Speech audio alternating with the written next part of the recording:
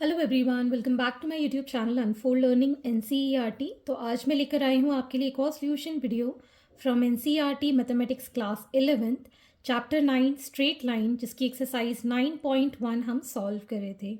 और इस एक्सरसाइज के क्वेश्चन नंबर 1 से लेकर क्वेश्चन नंबर 6 तक के सोल्यूशन मैं ऑलरेडी अपने चैनल पेज पर अपलोड कर चुकी हूँ विद इंट्रोडक्शन पार्ट। अगर आपने मिस कर दिया है तो please do have a look in the description box of this video, जहाँ पर आपको मैंने प्लेलिस्ट बनाकर सारे वीडियोस प्रोवाइड किए हैं। तो अगर आपने मिस कर दिया है तो वहाँ से आप बाकी के वीडियोस देख सकते हैं। आज हम पढ़ेंगे एक्सरसाइज 9.1 से question number 7। Find the slope of the line which makes an angle of 30 degree with the positive direction of y-axis measured anti-clockwise।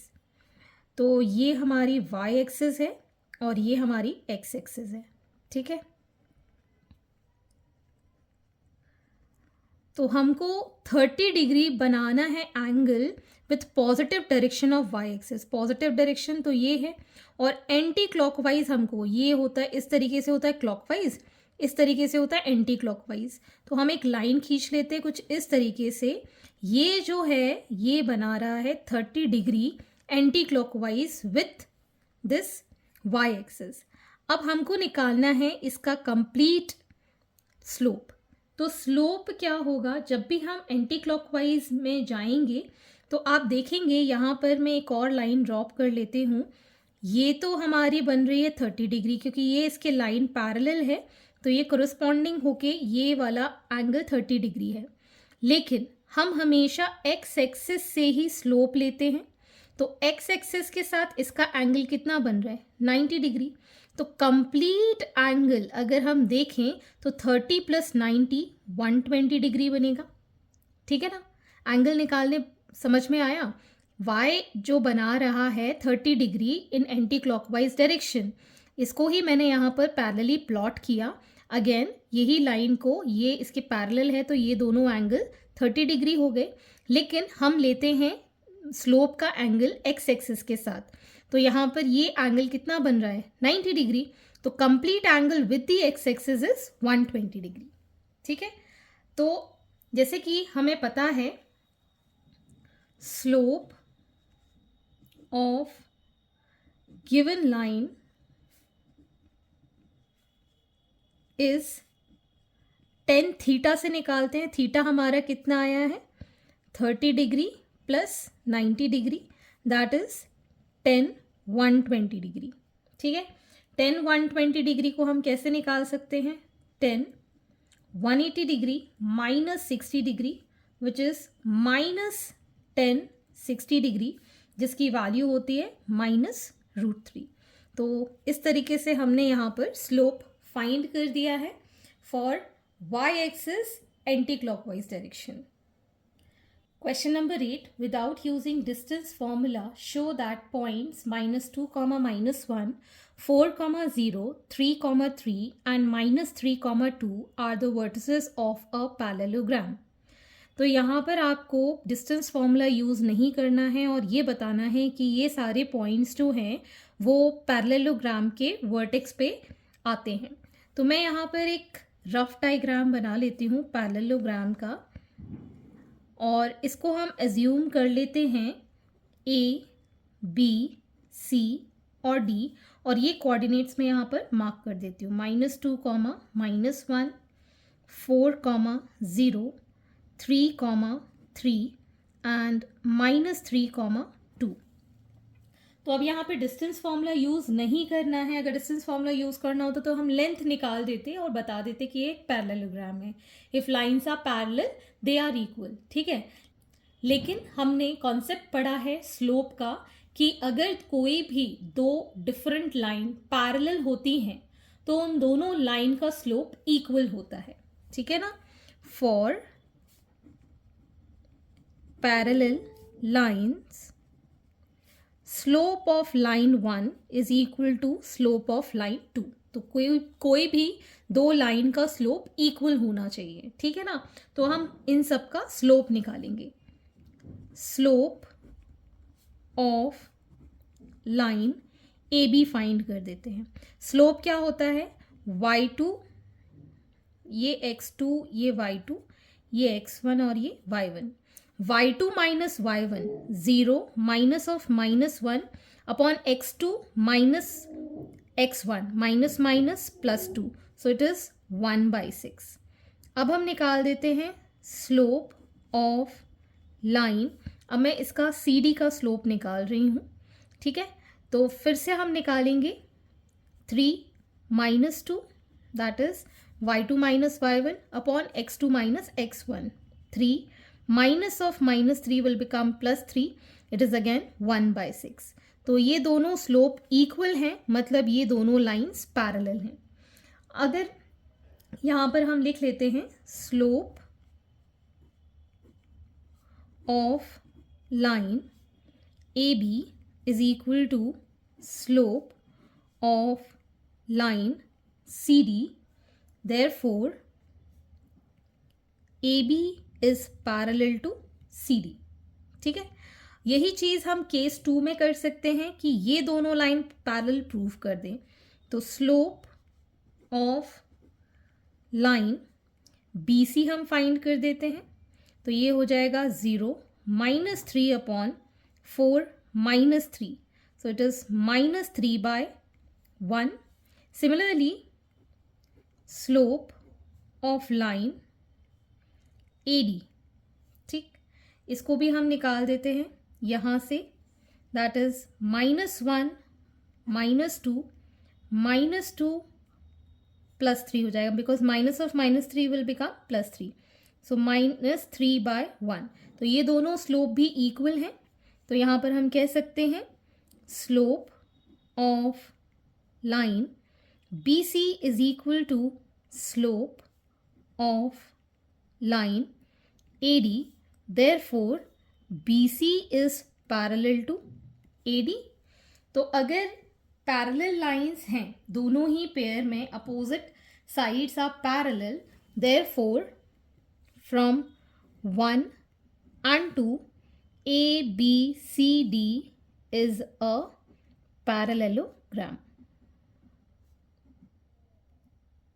Okay. Question number 9. Find the angle between the x-axis and the line joining the points 3, -1 and 4, -2. तो हमको ये जो line है ये x axis के साथ कितना angle बना रही है ये हमको फाइंड करना है.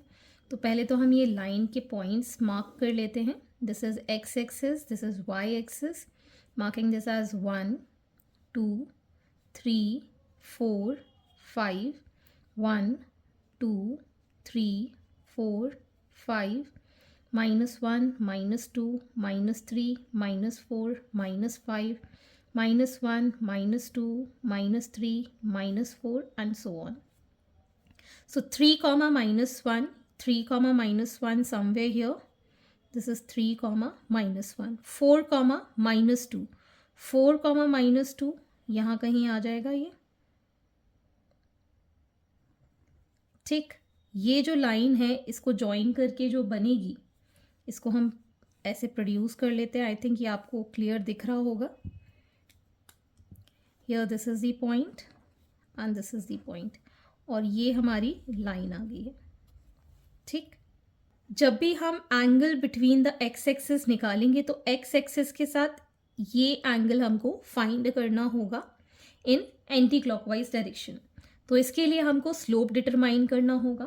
तो पहले तो हम निकालेंगे slope of line joining the points 3, -1 and 4, -2. ये हम x1 y1 मान लेते हैं, ये हम x2 y2 मान लेते हैं. तो जो हमारा स्लोप आएगा that is y2 minus y1 -2 -+1 4 -3. So we get this as -1. ठीक है, तो स्लोप आ गई है हमारे पास -1. Therefore angle of inclination of line is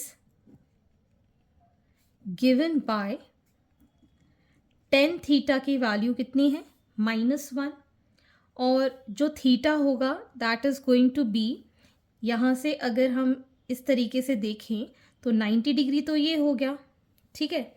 और इसमें कितना हम ऐड करें तो ये इंक्लिनेशन में चला जाए विच इज़ नेगेटिव, ठीक है ना।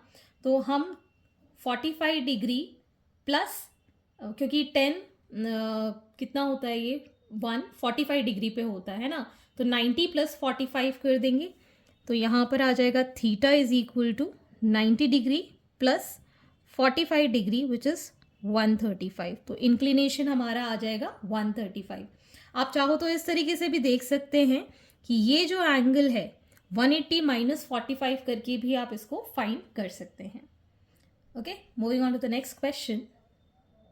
Question number 10. The slope of line is double of the slope of another line if the tangent of the angle between them is 1/3. Find the slope of lines. तो ये diagram अगर हम बनाएं इसका, ये हमारा y एक्सिस, ये x axis, दो लाइंस हैं कुछ इस तरीके से, ठीक है। और एक का स्लोप दूसरे के स्लोप का डबल है। अगर ये L1 है, इसका स्लोप हम मान लेते हैं M1 और इसका स्लोप मान लेते हैं M2, और इन दोनों के जो बीच का एंगल है थीटा, इसकी वैल्यू गिवन है 1/3, ठीक है। तो लेट द स्लोप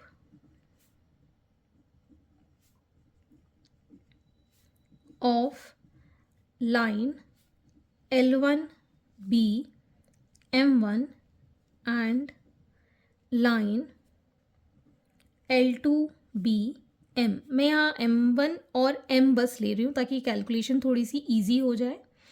और हमें ये पता है कि M1 is 2 times M, double of the another line, तो ये हमारे पास गिवन है। दूसरा है इन दोनों के बीच का स्लोप, मतलब tan थीटा इज़ 1/3, ठीक है। तो ये दोनों पॉइंट्स हमको गिवन हैं और हमको M1 और M फाइंड करना है, ठीक है। तो इसके लिए हमने फॉर्मूला पढ़ा है एंगल बिटवीन टू लाइंस। जब हमको पता होता है तो हम क्या लिखते हैं, tan theta is equal to modulus of M2 minus M1 upon 1 plus M1 into M2, ठीक है। तो tan थीटा की वैल्यू है हमारे पास 1/3। यहाँ पर हमको गिवन है M2 that is 2M minus M upon M1 की वैल्यू है 2M, ठीक, माइनस M, और यहाँ आ जाएगा 1 प्लस M इंटू 2M, ठीक। इसको हम लिखेंगे यहाँ पे modulus of M/1 plus 2M², ठीक। तो यहाँ पर एक चीज़ याद रखेंगे, जब भी हम मॉड निकालते हैं तो हमारे पास कोई भी कांस्टेंट वैल्यू होती है। जैसे कि अगर हम मॉड ऑफ -2 निकालें तो इसकी वैल्यू 2 हो जाएगी, लेकिन ये तो वेरिएबल है, तो वेरिएबल में हमारे पास दो कंडीशंस बनेंगी, या तो इसकी वैल्यू पॉजिटिव होगी या फिर इसकी वैल्यू कैसी होगी, नेगेटिव होगी, ठीक है ना। तो हमारे पास जब इस आंसर को हम मॉड के बाहर ले जाएंगे, we get 2 probabilities, that is 1/3 is equal to M upon 1 plus 2M² और माइनस M/1 प्लस 2M², ठीक है। तो अब इन दोनों ही केसेस में हम वैल्यूज़ फाइंड करेंगे। तो केस 1 हम ले रहे हैं जिसमें 1/3 is equal to minus M/1 plus 2M² है। क्रॉस मल्टीप्लाई कर देते हैं, 1 plus 2M² is equal to minus 3M, ये हो जाएगा 2M² plus 3M plus 1 is equal to 0। ये बन गई हमारी क्वाड्रेटिक इक्वेशन। इसको हम सेपरेटिंग द मिडिल टर्म से कर देंगे। So 2M² plus 2m plus m plus 1 is equal to 0. 2 common लिया, m कॉमन लिया, so m plus 1 plus 1 common लिया, m plus 1 is equal to 0.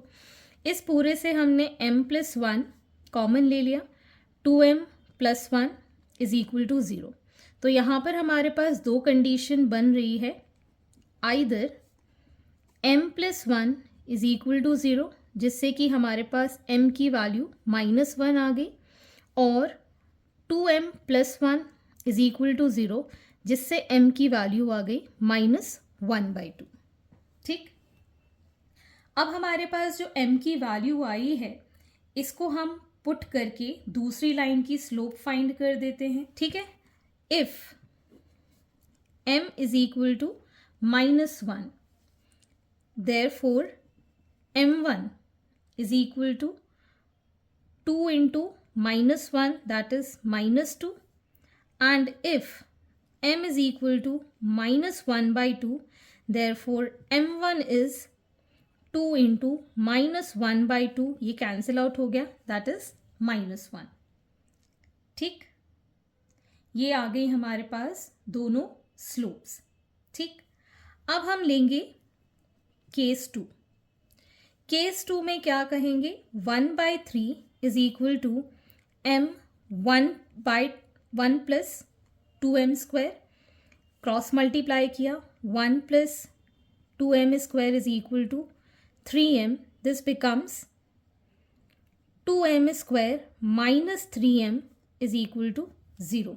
3m plus 1 is equal to 0. फिर से हम इसको फैक्टराइज करेंगे, 2m square minus 2m minus m plus 1 is equal to 0. यहाँ से 2m common, m minus 1 common, m minus 1 is equal to 0. So we get here 2m minus 1 and m minus 1 is equal to 0. So we can say either 2m minus 1 is equal to 0. तो यहाँ से m की value आ गई 1/2, और we can say m minus 1 is equal to 0. तो यहाँ से value आ गई m की 1. अब अगर m की वैल्यू है 1/2 तो m1 कितना हो जाएगा, 2 इंटू 1/2 विच इज़ 1. और अगर m की वैल्यू है 1, सो m1 की वैल्यू कितनी हो जाएगी, 2 इंटू 1 दैट इज़ 2. तो ये हमारे पास 4 आंसर हैं, 1, 2, 3 and 4. So these are the 4 solutions. Question number 11. A line passes through x1, y1 and h, k. If the slope of line is m, show that k minus y1 is equal to m into h minus x1. बहुत ही simple question है. एक line से ये 2 points हैं, this is x1, y1 and this is h, k. इसकी slope given है, तो slope क्या होता है हमारे पास, इसको x2, y2 मान लो, इसको x1, y1 तो ये गिवन ही है. तो स्लोप ऑफ लाइन कैसे हम लिखते हैं, y2 minus y1, k minus y1 upon h minus x1. इसको हम क्रॉस मल्टीप्लाई कर देंगे तो ये आ जाएगा m into h minus x1 is equal to k minus y1. तो ये आ गया हमारा expression, hence proved. Okay, so this completes your exercise and I hope आपको मेरे सोल्यूशन वीडियो ज़रूर पसंद आ रहे होंगे. अगर आपको कोई भी डाउट या क्वेरी है तो आप मेरे चैनल के कमेंट सेक्शन में कमेंट करके ज़रूर पूछ सकते हैं. At last, please do share my videos with your family and friends and don't forget to subscribe my channel. Thank you for watching.